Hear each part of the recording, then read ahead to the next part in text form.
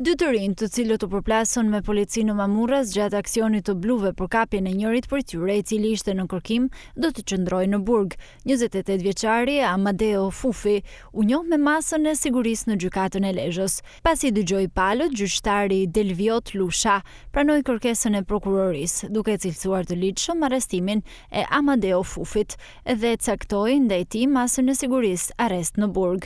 Për veprën penale, mbajtje pa leje dhe prodhim i armëve shpërthyese dhe municionit, si dhe kundërshtimi punonjësit të policisë së shtetit. Ndërsa 23 vjeçari Leonard Demo u njoh me masën e sigurisë në Spitalin e Traumës në Tiranë, ku po merr mjekim pas plagosje gjatë aksionit të policisë për kapjen e tyre.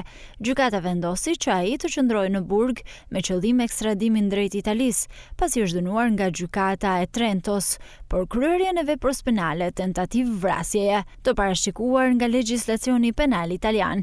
Operacioni për kapjen e të kërkuarit për tentativë vrasje në aksionin Mamurras që shoqërua me të shtëna me armë zjarri dhe përfundoi në plagosjen e të riut. Në shoqërinë e Amadeo Fufit, ata tentuan të largoheshin, duke përplasur mjetin e tyre me makinën e patrullës së policisë, por efektivët arritën t'i neutralizonin dhe t'i prangosnin dy të rinjt.